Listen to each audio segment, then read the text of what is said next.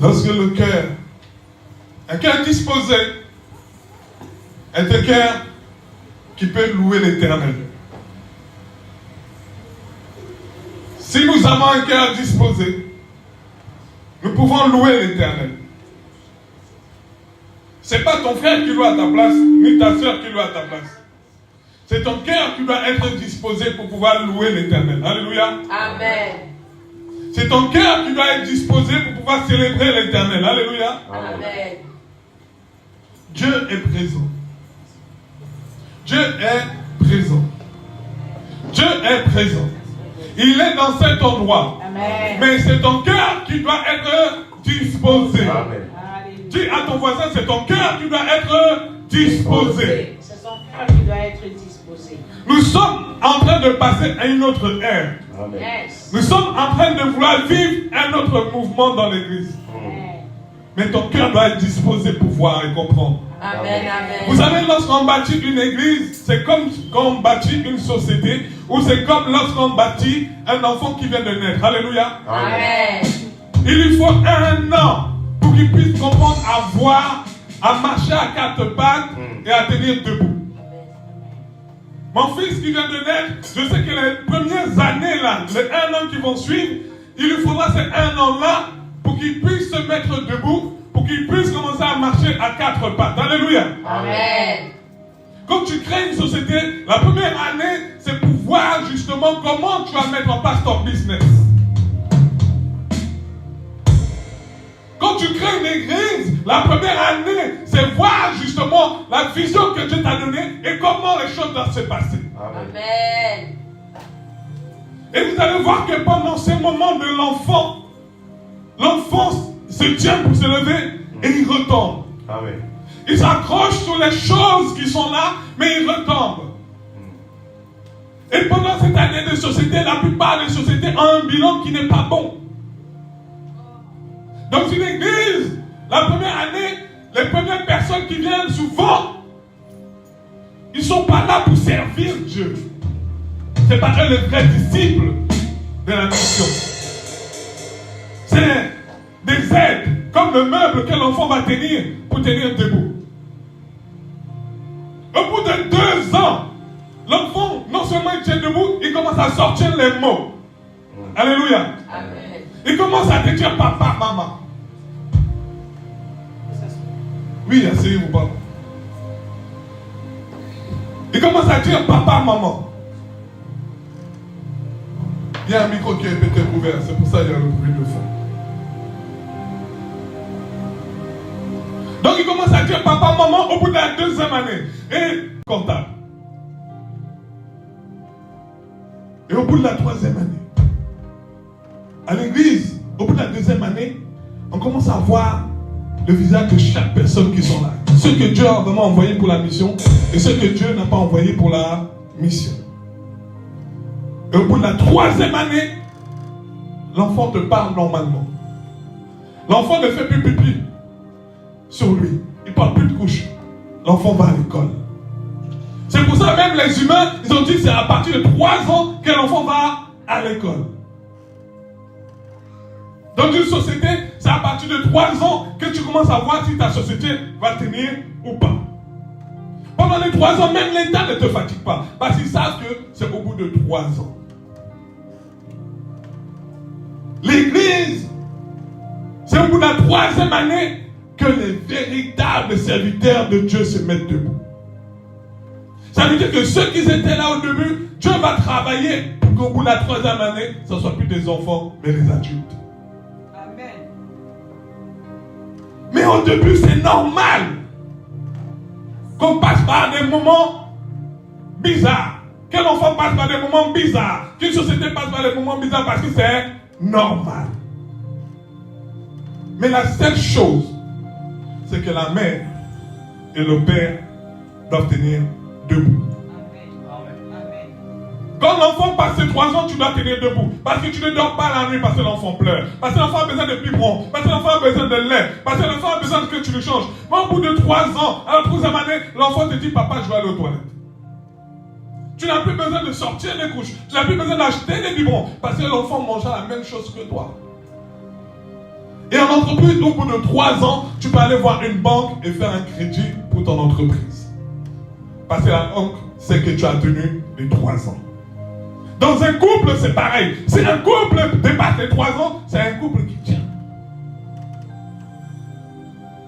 Quand tu n'as pas encore touché le chiffre 3, attention. Et une église, quand elle dépasse 3, c'est la rupture. Le chiffre 3 est un chiffre que Dieu lui-même donne de l'importance. Parce que ça le qualifie lui-même. En Trinité. Le Père, le Fils et le Saint-Esprit. Le 3e jour, Jésus est sorti du tombeau. Jésus est mort à 33 ans. Il nous faut 3 ans pour voir ton vrai visage. Mais la première année va te montrer déjà ceux qui ont les yeux pour voir qui tu es. Aucune église, au bout de 3 ans, avait 1000 membres. Non. C'est parce que Dieu va permettre que cela arrive. Pour te fortifier, toi qui as la vision. Toi qui portes la vision. Toi qui as la tête. Parce qu'à la fin, Jésus a fini avec 12 disciples. Mais est-ce qu'il n'y avait que 12 personnes qui suivaient Jésus? Jésus a fini avec 12 disciples. Mais est-ce qu'il n'y avait que 12 personnes qui suivaient Jésus? Il y en avait plus que ça. Mais plus Jésus avançait, il a fait 3 ans de ministère. À la fin, il a su qu'il n'y avait même pas 12. Il n'y en avait que 11. Mais c'est à la fin de sa 3e année qu'il a su qu'en fait, ils ne sont pas 12, ils sont 11. Parce que le 12e l'a trahi. Et regardez quand est-ce que Paul il vient. Paul il vient juste après que l'église soit déjà assise. Paul il vient juste après que Jésus ait fait le travail. C'est là où les véritables serviteurs viennent à l'église. La première année, c'est souvent des gens qui veulent que l'église tombe. Mais ils sont avec toi. La 2e année, ils se disent, mais comment ils tiennent? Mais Dieu commence à travailler. Et au bout de la 3e année, tu as ce qui accompagne la vision de Dieu. Mais la condition, c'est que le père de famille doit tenir debout. La mère de famille doit tenir debout. Même si ton enfant pleure la nuit, tiens, parce que c'est le tien. Si tu l'abandonnes, qui va s'en occuper? Si tu décides d'ouvrir une société et que tu as la première année, c'est difficile. La deuxième année, c'est difficile. Si tu abandonnes ta société, qui va prendre la place pour conduire ta société? Si j'abandonne l'œuvre que Dieu m'a mise, qu'est-ce qui va prendre la suite? Si André et moi, aujourd'hui, on décide de ne plus venir à l'église, qui prendra la suite?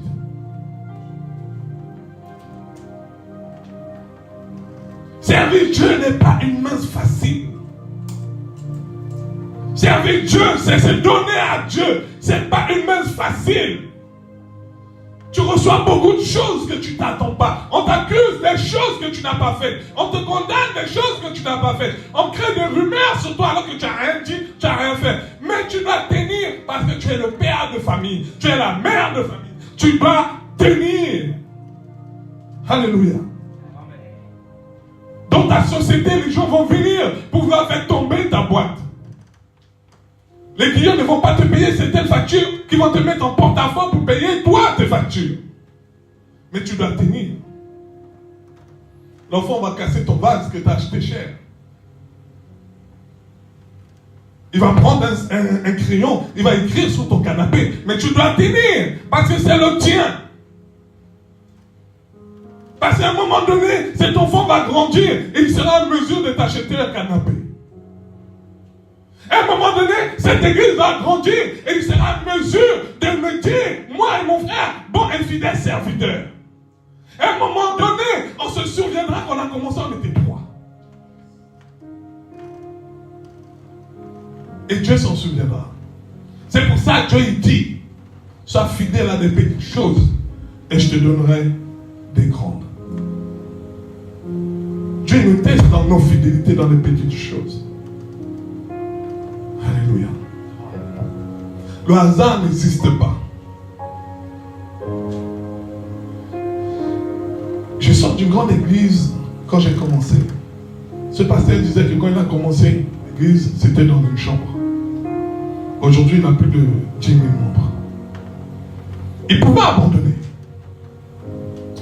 Mais quand tu sers Dieu, quand tu es un père de famille, quand tu es une mère de famille, peu importe les on dit, peu importe les attaques, peu importe parce que le diable va envoyer. Il va envoyer parce qu'il n'est pas content.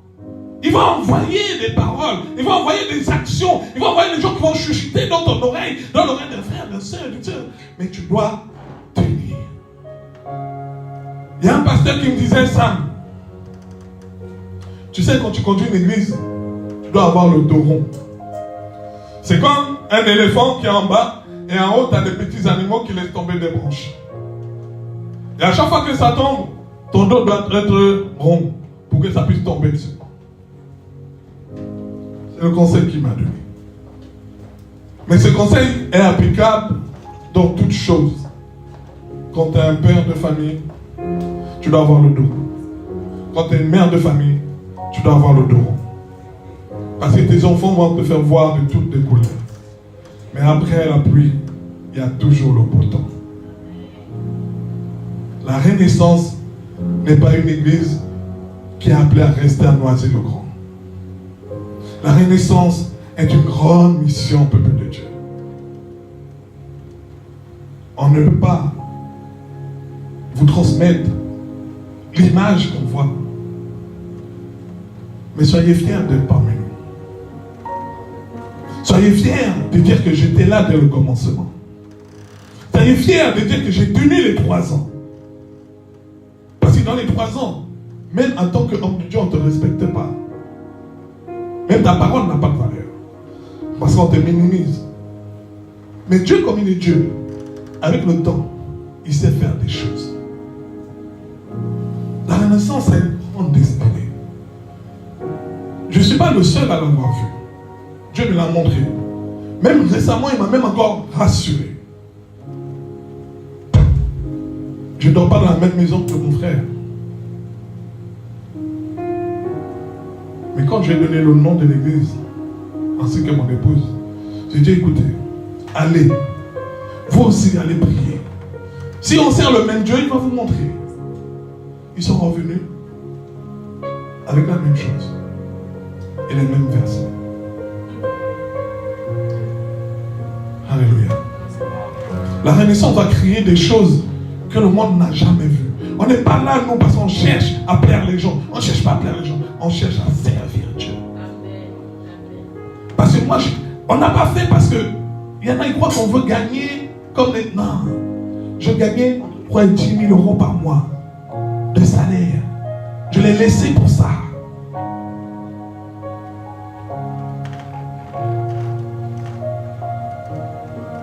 Servir Dieu ou se servir de Dieu. C'est le thème d'aujourd'hui. Soit on sert Dieu, soit on se sert de Dieu. Mais la plupart d'entre nous, on ne sert pas Dieu, mais on se sert de Dieu.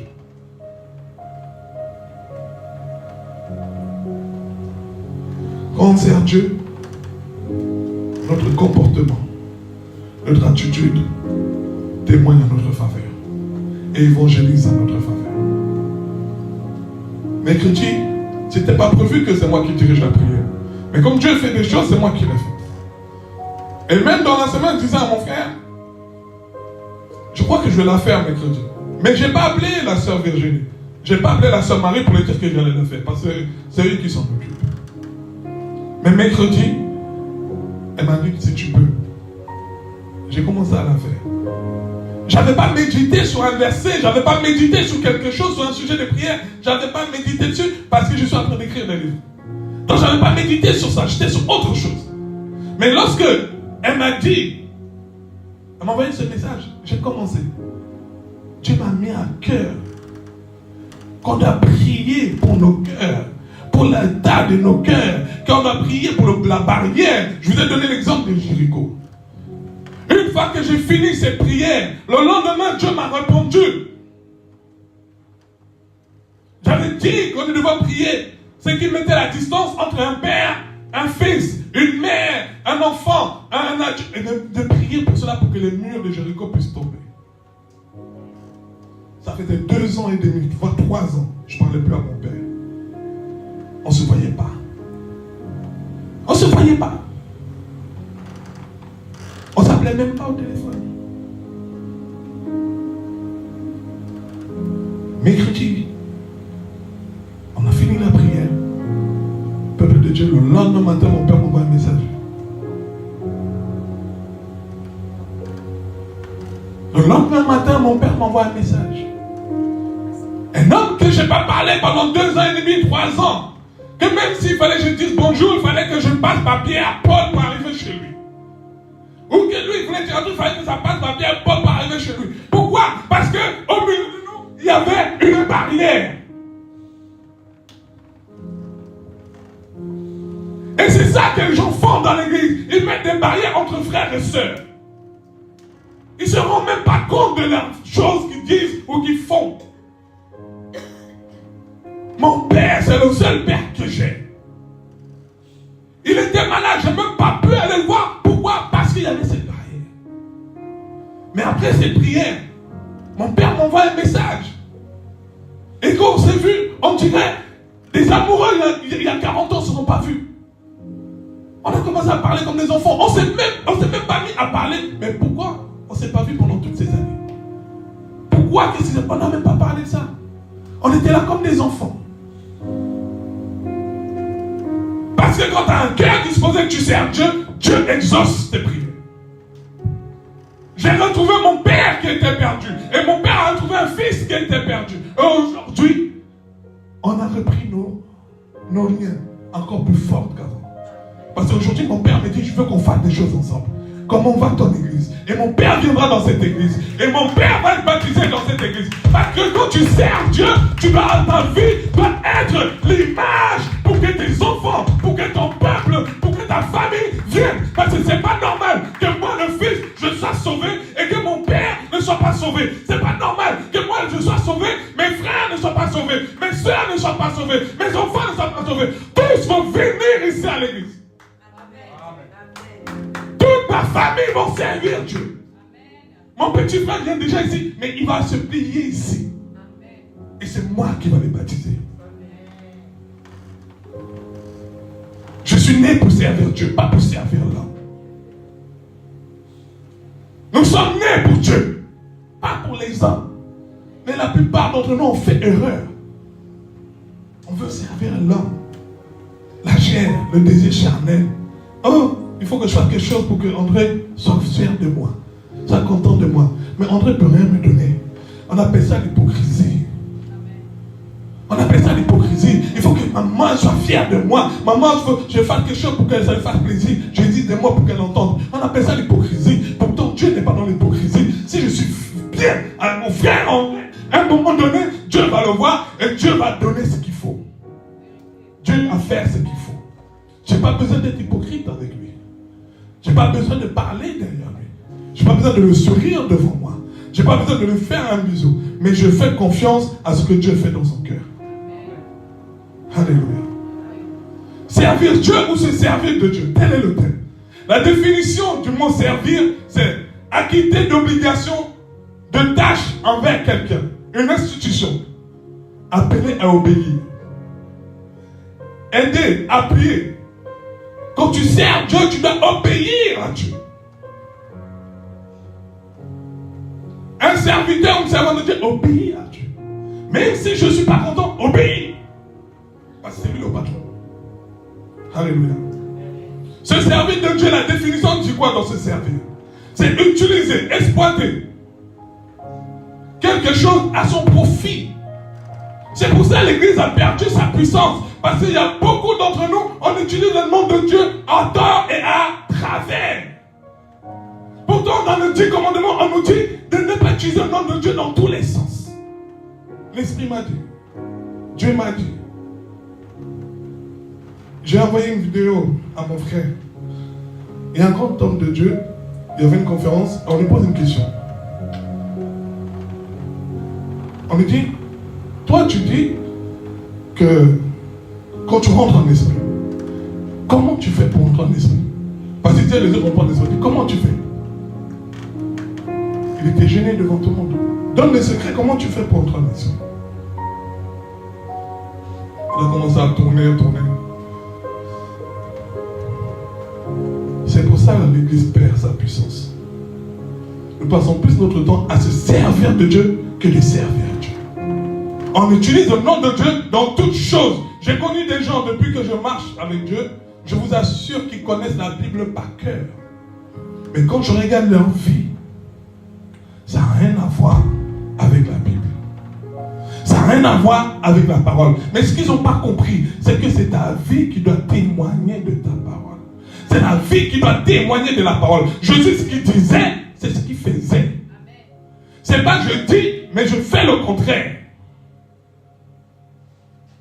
Je me bats chaque jour. Dieu me témoigne pour que je ne dise pas des choses que je ne vis pas. J'en discute tout le temps et je dis tout le temps à mon frère, merci, on échange. Parce que je suis un humain. Nous sommes des humains. Mais quand on a des frères et des sœurs à côté qui peuvent te dire, attention, ça c'est pas de Dieu. C'est l'amour qu'il te donne. Et moi je me bats tout le temps avec les miens qui sont à côté de moi pour que je ne puisse pas être un pierre d'achoppement pour quelqu'un. Pour que je ne puisse pas être celui par lequel le diable va passer. Parce qu'il est passé sur Pierre pour pouvoir atteindre Jésus. Il est passé sur Judas pour atteindre Jésus. Mais nous devons toujours être dans la foi. L'église perd sa puissance. Les gens rigolent de l'église. Les gens rigolent sur nous. Les païens se moquent de nous. Pourquoi? Parce que nous ne sommes pas à l'image de Christ. Nous ne sommes pas à la lumière de Christ. Nous ne sommes pas dans la vérité. On passe tout le temps à mentir. Pourtant la Bible dit le père des mensonges, c'est le diable. Nous marchons comme les pharisiens, peuple de Dieu. Alléluia. Il faut qu'on change notre façon de voir les choses. Il faut qu'on change nos façons de faire les choses. Parce que, véritablement, il y a un jugement dernier. Et il y a un Dieu qui est vrai. Il y a un enfer qui existe. Il y a un paradis qui existe. Mais si tu crois, pourquoi tu veux pas servir Dieu vraiment? Pourquoi tu veux pas servir Dieu vraiment? Pourquoi tu tournes? Pourquoi tu veux te servir de Dieu? Matthieu 7, de verset 15 à 20. La Bible nous dit, gardez-vous des faux prophètes. Ils viendront à vous en vêtements de brebis. Mais au-dedans, ce sont des loups ravisseurs. Vous les reconnaîtrez à leurs fruits. Cueille-t-on du raisin sur des épines ou des figues sur des charbons?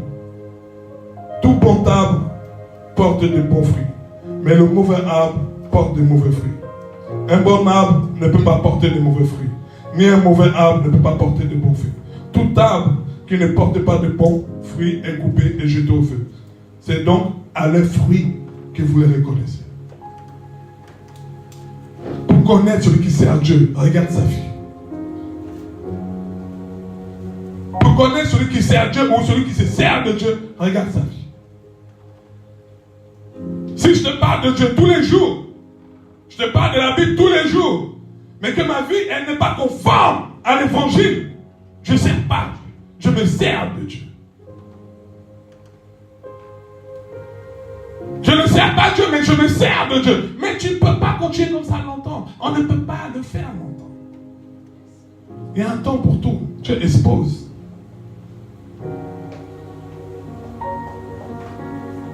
Tu ne peux pas dire, tu sers Dieu et tu te retrouves à voler tous les jours, à mentir tous les jours, à tricher tous les jours. Non, tu ne peux pas faire ça. Quel est ton Dieu? Qu'est-ce que dit la parole sur ça? Que dit les 10 commandements sur ça? Que dit les 7 choses que Dieu aime?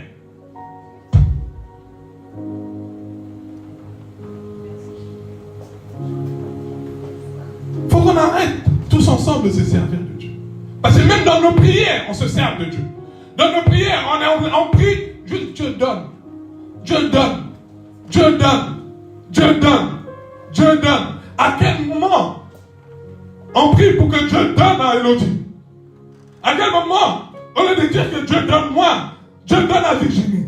À quel moment je prie pour mon frère, pour que Dieu donne à ma soeur ou à mon frère?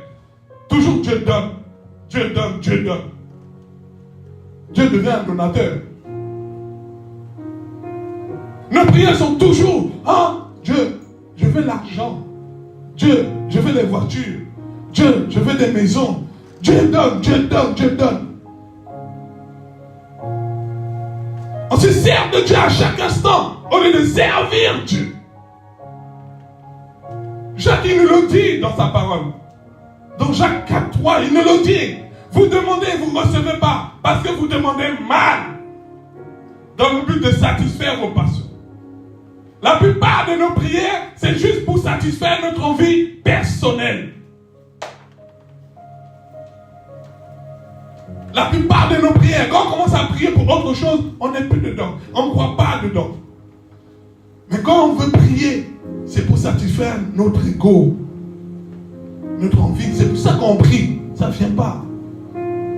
Jacques dit, parce que vous priez mal, c'est pour satisfaire vos égos. C'est pas pour Dieu que vous êtes en train de prier. Vous faites du bruit.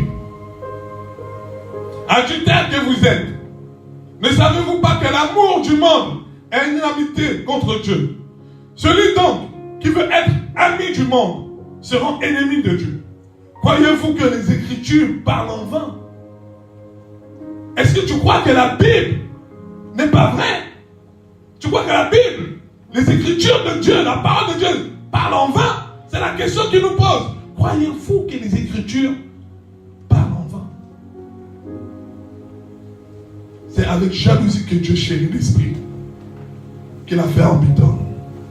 C'est l'esprit que nous avons, c'est Dieu qui l'a donné. Mais on utilise cet esprit pour servir le monde. Croyons pas que parce que nous sommes tous les jours à l'église, croyons pas que parce que tous les dimanches nous sommes à l'église, que nous sommes en train de dire on sert Dieu. Mensonge. Si tu es à l'église, mais que tu as les comportements du païen, tu es païen. Parce que même le diable vient à l'église. La Bible vient de nous dire, il vient comme un agneau alors que c'est des loups. L'agneau, il va où? À l'église. Mais il est habillé en loup parce qu'il veut dévorer.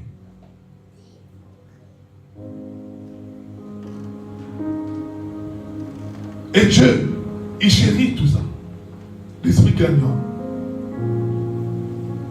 Peuple de Dieu, soit ensemble. On se dit, on se regarde dans une glace. On dit Seigneur, on veut servir Dieu, on sert Dieu. Soit on se dit, continuons ensemble de se servir de Dieu.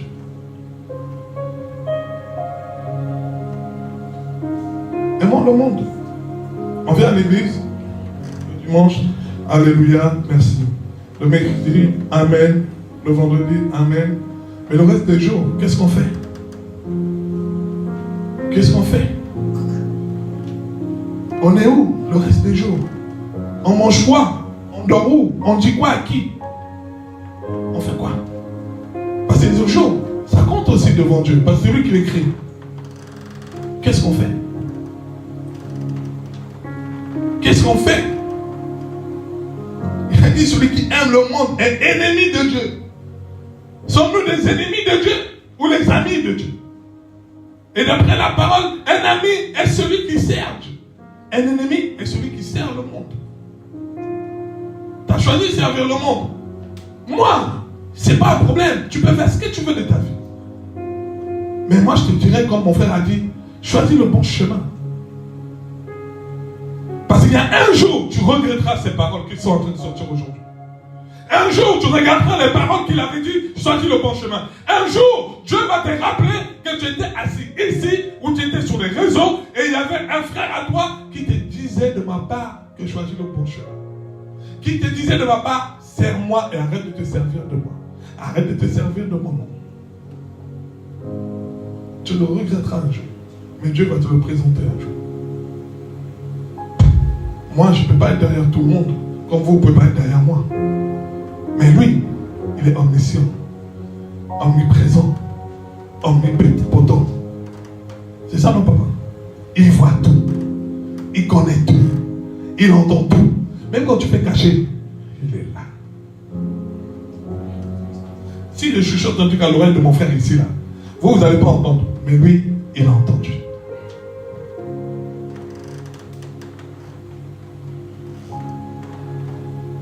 On doit marquer la différence. La meilleure façon d'évangéliser les gens de notre famille, c'est que notre vie change réellement. C'est que lorsqu'il regarde, il dit, hé, André, t'es pas comme ça avant. C'est comme ça qu'on va évangéliser les membres de nos familles. Quelqu'un qui est à l'église et qui n'a pas les membres de sa famille, il faut se poser la question, qu'est-ce qui t'empêche? Qu'est-ce qui fait que les membres de ta famille ne sont pas là? Qu'est-ce qui se passe? Il y a un truc qui manque. Parce que l'enseignement de mon frère, ça dépend de nous. Tout dépend de nous. Qu'est-ce qui manque quelque chose? C'est quoi? Moi, je pleure pour ma famille. Et quand je vois mon frère, il vient aujourd'hui, il m'envoie des versets. Je vois les autres, ils sont en train de m'envoyer des versets. Ils mettent des statues. Je suis content. Ça veut dire qu'ils m'observent de loin. Et que ce que je fais est en train de les toucher. Ils sont étonnés de me voir marié avec des enfants et que je suis droit. Alors qu'ils m'ont connu, j'étais dans un autre monde de païens. Pour que mon père me dise, dis-moi ce que tu veux qu'on fasse. C'était jamais arrivé.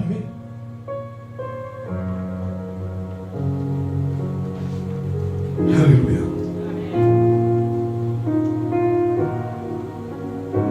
Peuple de Dieu, nous devons servir Dieu. Et Jésus nous l'a dit à maintes reprises. Porte ta croix. Porte ta croix. Matthieu 16, 24. Alors Jésus dit, il répondait à ses disciples, si quelqu'un veut me suivre, vous pouvez venir après moi, qui renonce à lui-même, qui s'échappe de sa croix et qui me suive. Car celui, écoutez comment il finit, car celui qui voudra sauver sa vie la perdra, mais celui qui la perdra à cause de moi la retrouvera. Meurs pour Jésus. Laisse qu'on t'insulte pour Jésus-Christ. Laisse qu'on te lapide pour Jésus-Christ. Mais fais pas plaisir au monde. Fais pas plaisir aux gens du monde. Parce qu'ils n'ont rien à te donner. Je t'ai envoyé une photo. C'est une photo que je t'ai envoyée sur bateau. Je t'ai envoyé une photo sur bateau. La photo, ils ont fait une sorte de montage. De l'autre côté, envoyé bateau, le chef de formation. De quoi? Bogo. Pardon, Bogo. Bogo. C'était le chef, c'est ça, hein? Le chef de formation. Et de l'autre côté, à sa vieillesse, vous savez, on l'a vu où? À l'église en train de prier. Mais si l'information pouvait te donner quelque chose, pourquoi tu vas à l'église maintenant? Ils t'ont fait croire, le monde t'a fait croire qu'ils peuvent te donner. Ils ne peuvent rien te donner. Jésus dit, j'ai vaincu le monde. Dieu peut te donner. Dieu est le seul qui peut te donner.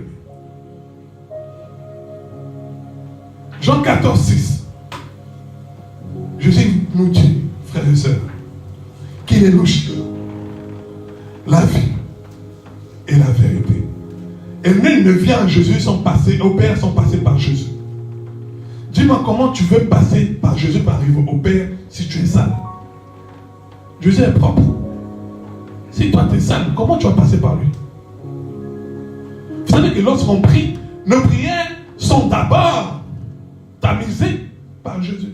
Tu pries, mais est-ce que tu es propre? Tu demandes, mais est-ce que tu es propre? Parce que quand l'eau passe par un tuyau, il faut que le tuyau soit propre. Amen. Si le tuyau est bouché, l'eau ne passe pas. Si le tuyau est sale, l'eau passe. N'est-ce pas que l'eau est sale? Mais si le tuyau est propre, l'eau sort propre. Vous passez dans un tuyau qui est propre. Mais votre eau, à quelle couleur?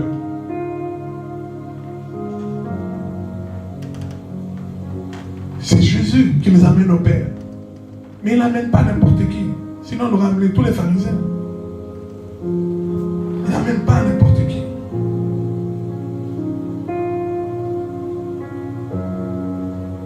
Il faut que nous soyons des vrais ouvriers de Dieu. Parce que Dieu n'est pas notre salarié. Dieu n'est pas notre employé.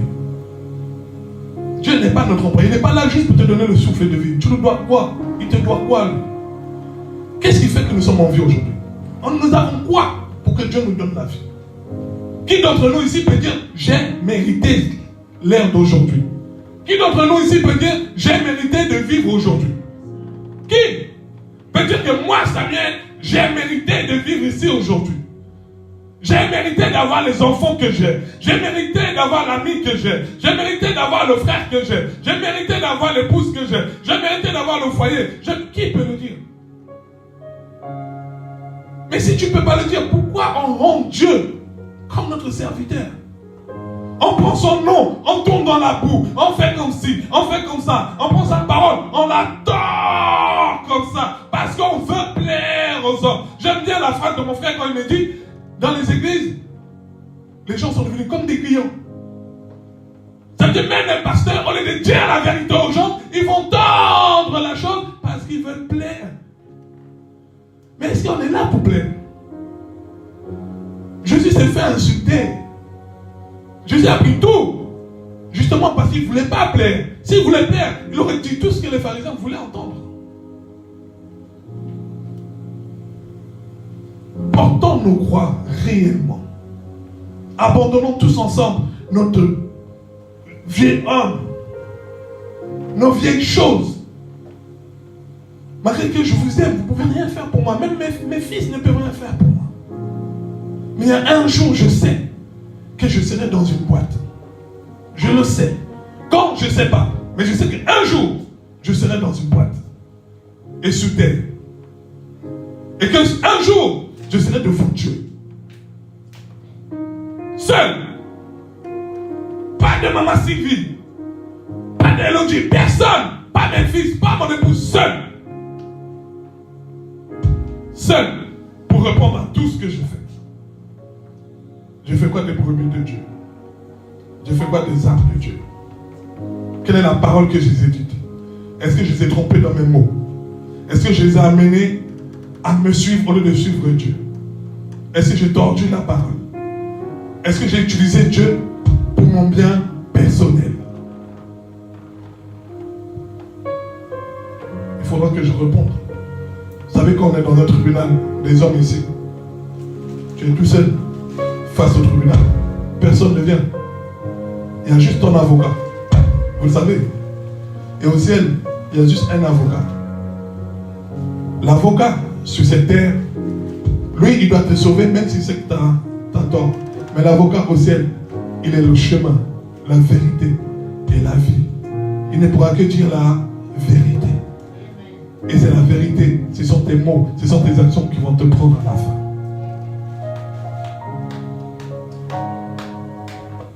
Donc nous ne servons plus de Dieu, frère. Battons-nous pour ne plus servir de Dieu, mais de servir Dieu. Dans Galates 6, 7 à 10, ne vous y trompez pas, dit la Bible. Qu'on ne se trompe pas. Ma soeur Irène, ne te trompe pas. Ne nous trompons pas. On ne peut pas se moquer de Dieu. On ne se moque pas de Dieu. Ce que l'homme aura semé, il le moissonnera aussi. Donc tout ce que tu fais sur cette terre, tu vas le récolter à un moment donné. Si tu sèmes le maïs, tu récoltes le maïs. Tu vas semer le maïs et tu récoltes des ananas. Et ce que tu sèmes, même si tu récoltes, la terre repousse encore. C'est tes enfants. Attention à ce que nous sémons. Ça touche aussi nos enfants. Celui qui a semé pour sa chair moissonnera de la chair la corruption. Mais celui qui a semé pour l'esprit moissonnera de l'esprit la vie éternelle. Qu'est-ce que nous voulons semer? Et qu'est-ce que nous voulons moissonner? Si tu sèmes dans la chair, tu moissonneras la corruption. Mais si c'est l'esprit que tu sers Dieu, c'est la vie éternelle. Ne nous laissons pas, de faire du bien, car nous moissonnerons en temps véritable. Si nous ne nous relâchons pas, faisons du bien autour de nous. Parlons bien des uns des autres. Réconfortons les uns les autres. Encourageons-nous les uns des autres. Ainsi donc, pendant que nous avons l'occasion, pratiquons le bien envers tous et surtout envers nos frères dans la foi. Tu sais, quand tu aides une personne qui est dans la foi, quand tu soutiens une personne qui est dans la foi, ça a beaucoup de puissance devant Dieu. Parce que c'est la famille de Dieu. Et quand tu détruis une personne qui est dans la foi, c'est la même chose. Tu viens de détruire la famille de Dieu. Alléluia. On va se lever, on va prier, peuple de Dieu.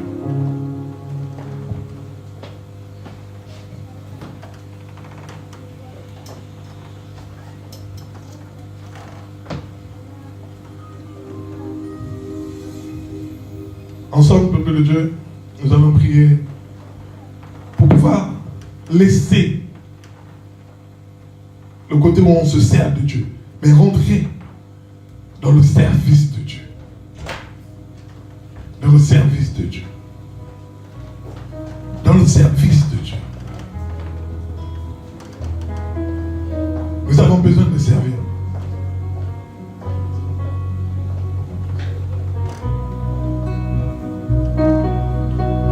Tous ensemble, chacun dans son cœur, va demander pardon à Dieu de l'avoir utilisé pour tromper un frère ou une sœur, pour se tromper nous-mêmes.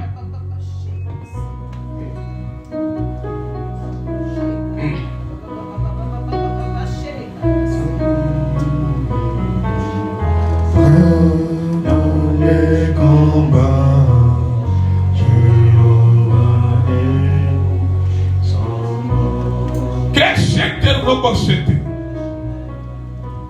Puissant guerrier, fort dans les combats, Jéhovah est son nom. Jéhovah est son nom. Jéhovah est son nom. Oh Seigneur Père, Jéhovah est son nom. Jéhovah est son nom. Jéhovah est son nom. Puissant guerrier, fort dans les combats, Jéhovah est son nom. Puissant guerrier, fort dans les combats, Jéhovah est Éternel mon Dieu Père, Seigneur Dieu, le Créateur de toutes choses, le Créateur du commencement de toutes choses. Père, Jéhovah, c'est toi qui es le commencement de toutes choses. Nous te demandons pardon, Seigneur Dieu, si nous t'avons utilisé pour nous satisfaire nous-mêmes.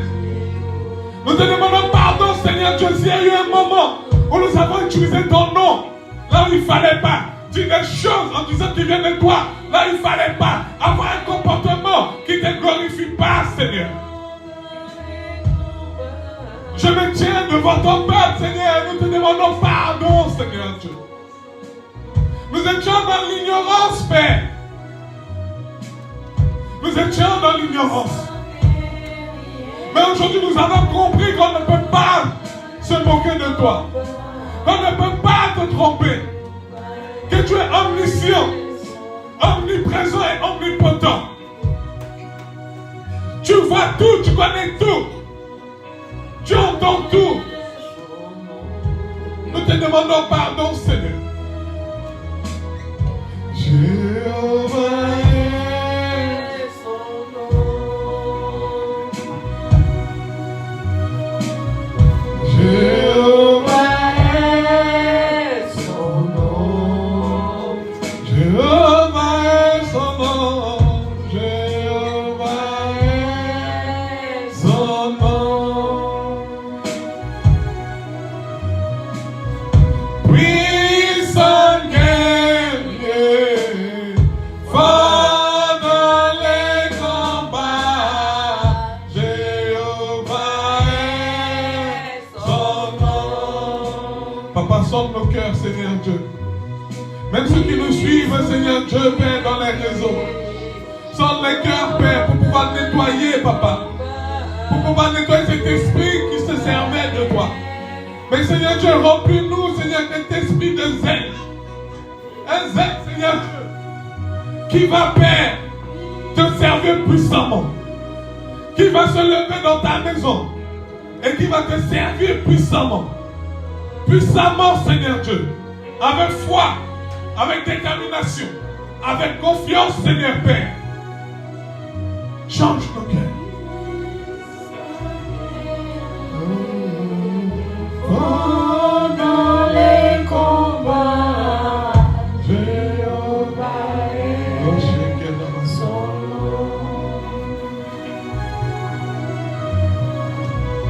Puissant guerrier, pendant les combats, Jéhovah est son nom. Puissant guerrier, pendant les combats, Jéhovah est son nom.